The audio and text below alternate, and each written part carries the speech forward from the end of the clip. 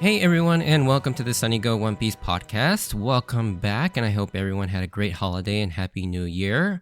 I unfortunately got sick and I'm still recovering, so bear with me as my voice may be a little bit more raspier than normal. But yeah, on this episode, we're going to be diving into episodes 601 through 603, which will cover manga chapters 675 through 677, as we're deep in the second act of Punk Hazard, where everything seems to be going wrong in the Alliance's plans. Alright, so synopsis. Things are looking very bad for our Pirate Alliance as the kids have now been recaptured by Caesar.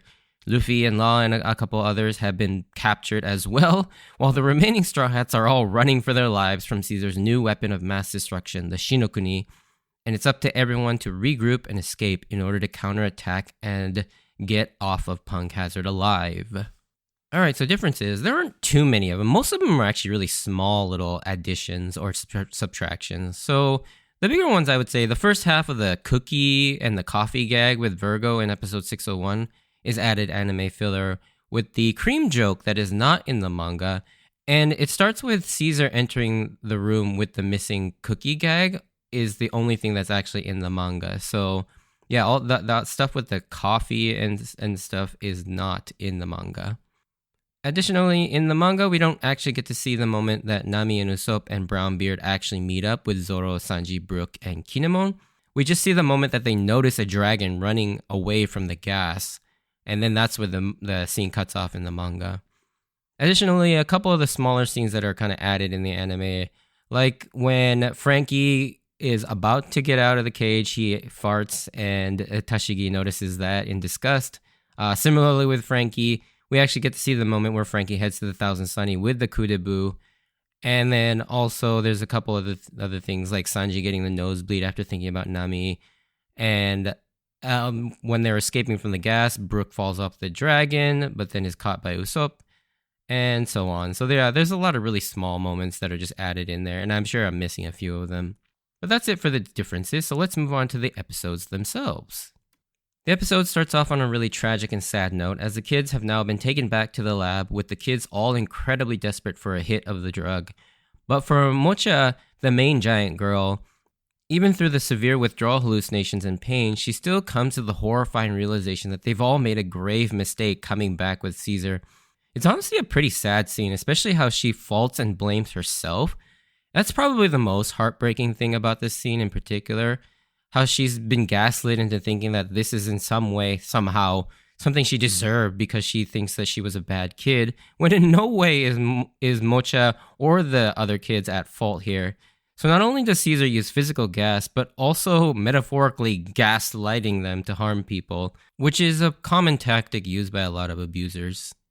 In the next scene, we do see that Nami is in fact alive, but even she's surprised just how durable and strong Sanji's body is. And this moment always intrigued me. It's pretty obvious that guys like Sanji and Zoro are insanely durable despite their quote-unquote normal human status. But this moment stands out to me because it's the first time one of the characters in-universe really points out that Sanji's body is different from that of an actual normal human. Like, Nami and Usopp are normal citizens for sure. We've got moments where people attack Sanji or are kicked by Sanji and remark just how insanely heavy and tough his kicks are. Like when Bluno tanks Konkase on the Puffing Tom during Water 7, or against Jabra at Enies Lobby, he often mentions how strong Sanji's kicks were. But yeah, it does make it seem like there's a little bit more to Sanji, and I might talk about this a little bit more in the spoiler section as well. It also starts to bring to light instances where Sanji survives some pretty insane things, like taking the full brunt of NL's lightning on the Arc Maxim in his famous iconic moment, asking for a light after saving Usopp and Nami. Like, could there be actually more to Sanji's body than just simple anime main character logic? Who knows? Also in this scene, in a slight callback to Drum Island, Nami finds Usopp in the snow by seeing only his long nose sticking out of the snow like Vivi found him after the avalanche. Unfortunately, this time Oda doesn't go so far as to have Nami repeated the same gag of pulling him out of the snow by his nose and slapping that out of his face to prevent him from going unconscious, which is still one of my favorite jokes. And speaking of favorite jokes, the next scene with Virgo is freaking hilarious to me. For me, it's these random absurdist jokes that crack me up the most in One Piece, and why I love Oda's humor. because it's often silly to the point of stupid, but at the same time, he does it in such an understated way. I find it hilarious. Although the gag that I am talking about is half Toei and half Oda, the first half is where Monet is serving him coffee. She explicitly asks him if he wants cream in his coffee, and Virgo says just sugar is fine. And then you see him as he proceeds to pour cream in his coffee. And there's this shot of Monet's blank stare at him, and the camera lingers on her just enough to create this incredibly funny thought in your mind that she's probably thinking, this son of a bitch just said he didn't want cream. And I crack up every time it shows that shot of Monet just blankly staring at Virgo as he's doing this, because it was clearly intentional, because the camera does linger on her a little bit longer than it normally should. Then it moves on to showcasing Virgo's absurdist habit of getting things stuck to his face. And this time, it's not even food, it's the freaking stirring spoon, defying all laws of gravity and physics. Then when Caesar returns, he apologizes for making him wait, with Virgo responding, "No problem, I was enjoying some coffee and cookies," but then turns to look at the table saying, "That's odd, the cookies are gone," with Monet confirming that there never were any cookies to begin with. And this is all said with the same gravitas and intimidating nature that he used to threaten Law earlier. It's like easily one of the funnier moments in Punk Hazard, like just seeing this like very sinister villain just saying the stupidest things ever and doing the dumbest things. It's a really classic Oda sort of mixture of villainy and absurdism. One other moment from this scene that I have to mention is just how badass Law is. Even while being held captive and having his own heart held hostage, he still has the balls to shit-talk Caesar to his face, mentioning how he should have been more careful about Monet, but because Caesar is such an idiot that he got careless. It's such an awesome comeback. While this is cool, it also serves as a good character moment for the two of them, as we can clearly see that there's kind of a reckless, rebellious nature about Law, and Caesar is incredibly insecure about his intelligence being mocked, no doubt because he probably has an inferiority complex to the great Dr. Vegapunk, and I'm assuming he was always kind of compared to him and looked down upon. And Oda yet again being very economical about his storytelling and character development, having been kind of combined together in one scene, or even just in one dialogue sequence.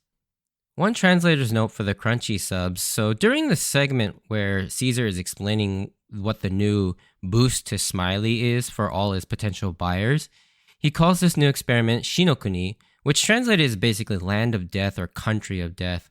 Shi is death and Kuni is land or country, depending on what context you use it in.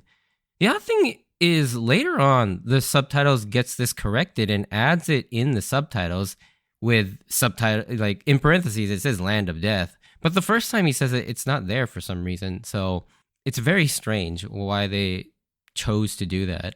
With the experiment underway, Caesar yet again shows off what kind of scum he is by sacrificing his men yet again, but making them think that he still cares for them by blatantly lying to them, even going so far as to sabotage their only escape means, and then tricking them into removing their hazmat suits, no doubt so that he can show off to the buyers what the poison is capable of.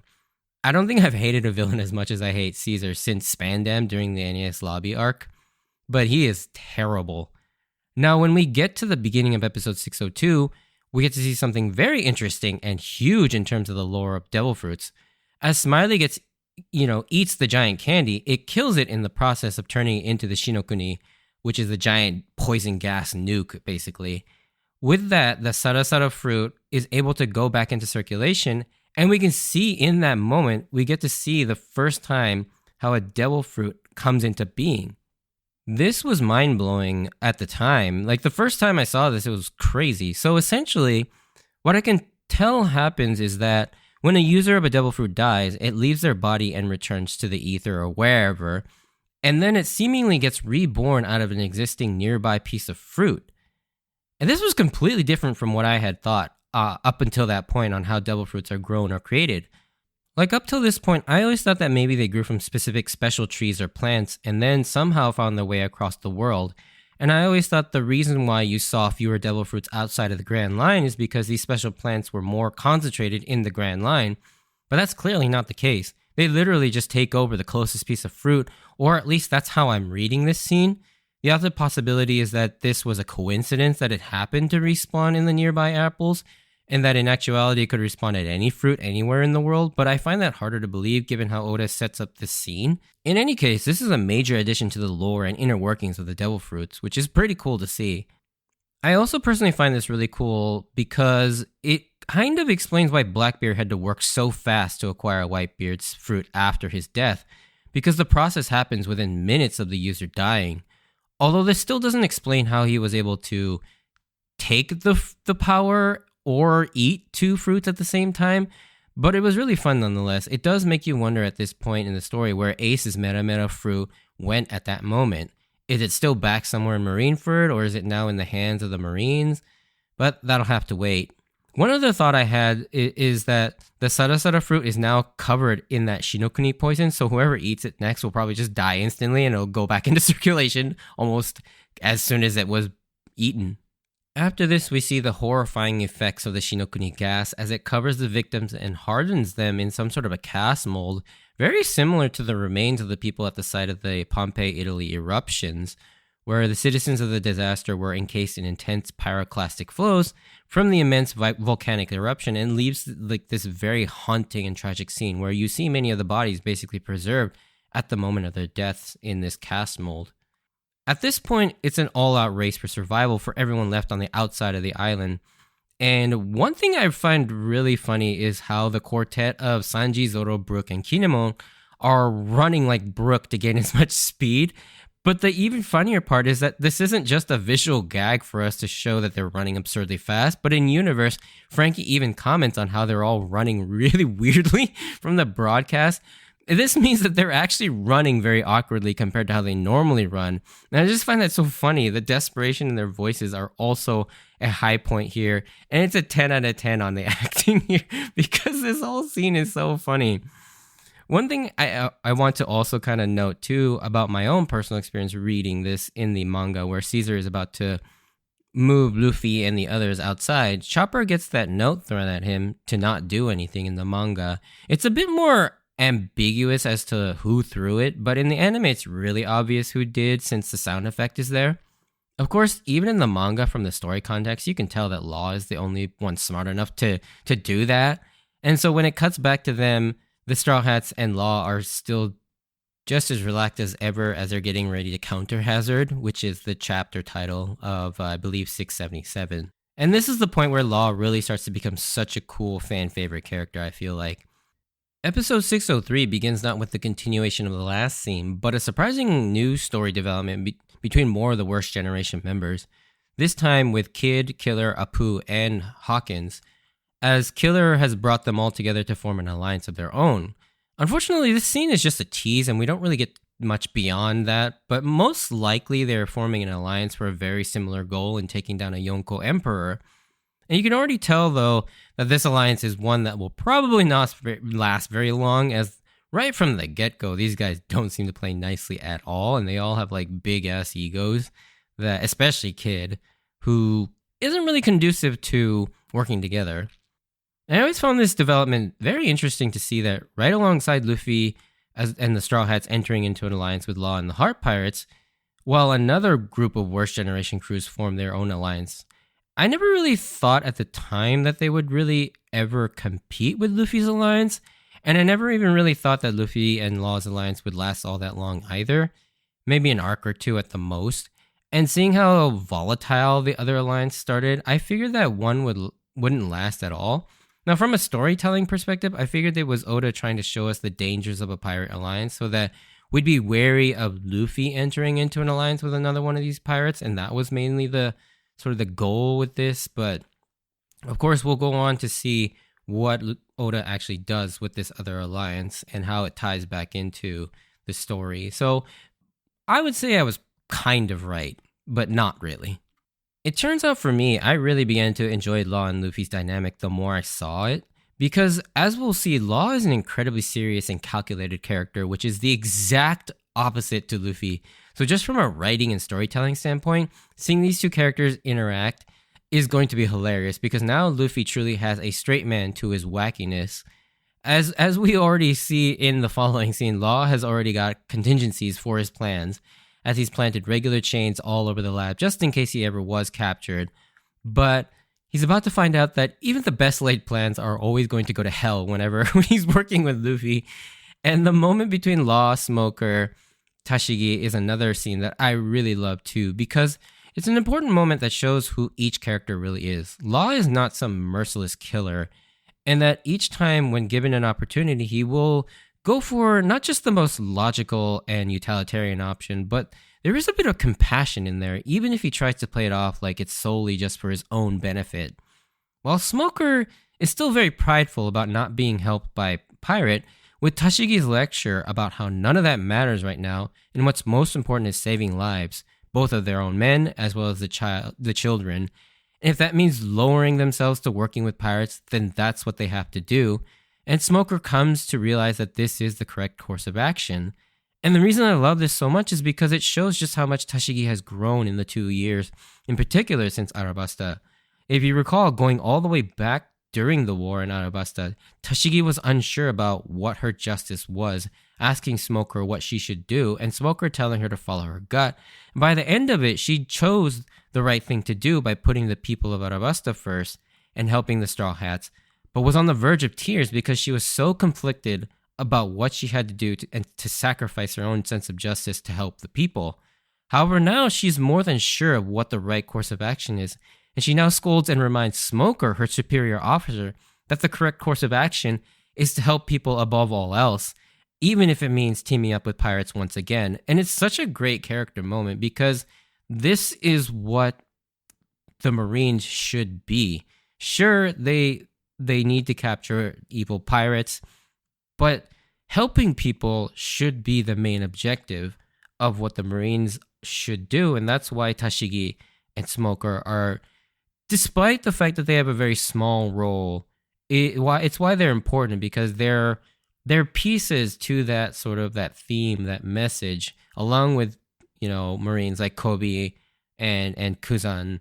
And it just shows like how that there are these people that want to do the right thing and not put the sort of the organization above all else. And it kind of goes with that same message about how Smoker earlier said that you shouldn't put these organizations on a pedestal just blindly following Marine pride. It is good to question the motivations about where their orders are coming from, why they're being given to them. And so, yeah, I really like that this sort of underlying theme is present in Punk Hazard anytime Smoker and Tashigi are inserted into the story.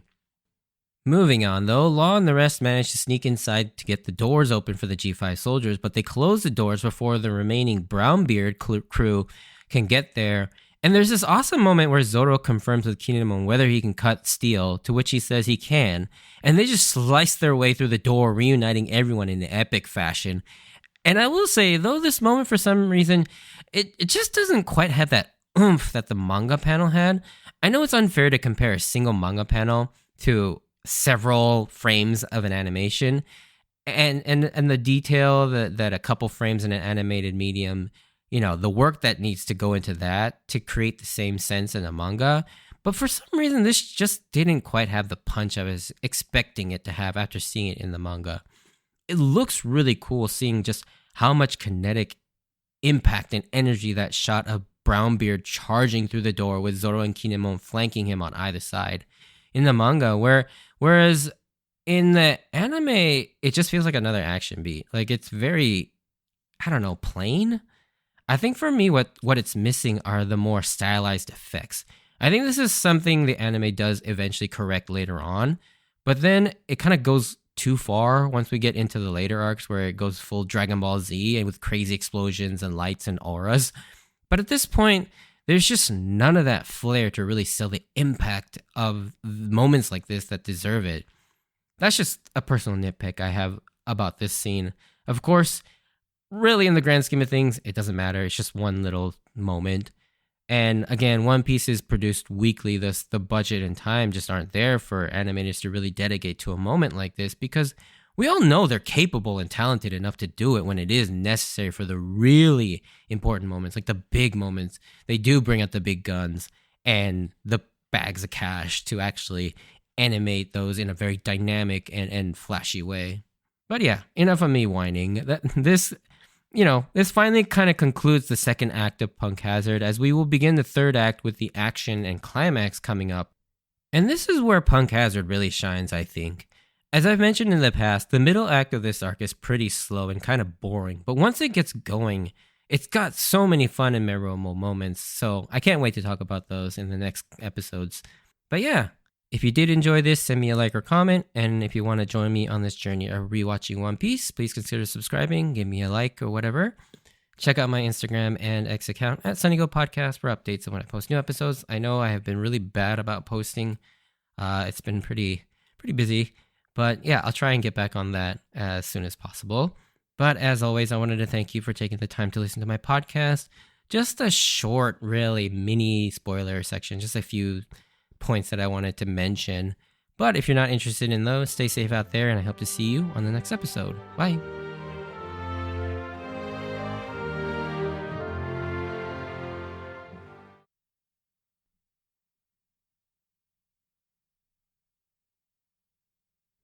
Alrighty, so spoiler sections. Just two minor things I wanted to mention that I brought up in the non-spoiler section. So one is Sanji's durability. I always find that really interesting how Oda went out of his way to tell us how strong Sanji is and how durable his body is. And it's something that's always in the back of your mind, as maybe there might be something more to it, but it's never really like brought to the forefront. Until we get to Wano, and during his fight against Queen, we see that he is enhanced. Obviously the seeds were laid in Whole Cake Island with the fact that we learn about his entire family lineage and how he was bred to be basically a super soldier like his brothers, but his sort of enhancements didn't activate until later on when he put on his raid suit. And so we finally do get an answer as to like why Sanji is so durable and why he's so strong. Now, whether you think that's a good or a bad thing, that's up to you. I'll talk more about this when we get to Wano, and sort of discuss sort of the implications of what that has on Sanji's character. But I personally don't mind it.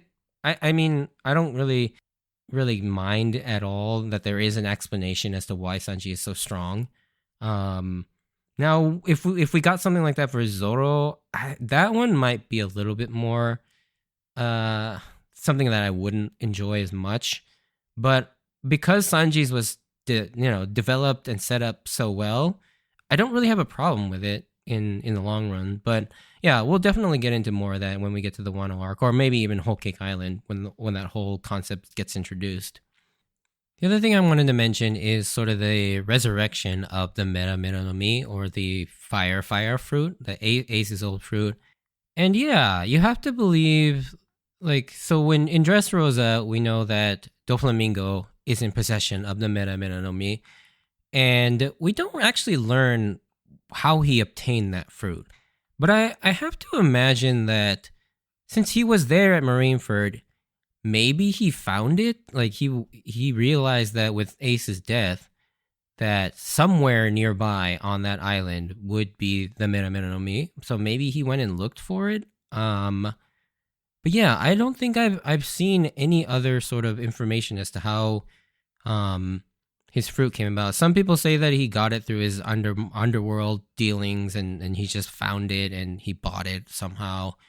But yeah, I don't think there has been any sort of documentation where it actually says where he got the fruit. So in my headcanon is that shortly after he took care of Moria, he went and looked for the fruit and maybe found it on Marineford and just snuck it out. In any case, those are the few things that I just wanted to talk about in the spoilers section. So thanks for listening to those. And yeah, let's hope for another great year. And I thank you all for listening and supporting the podcast. And see you in the next episode. Bye.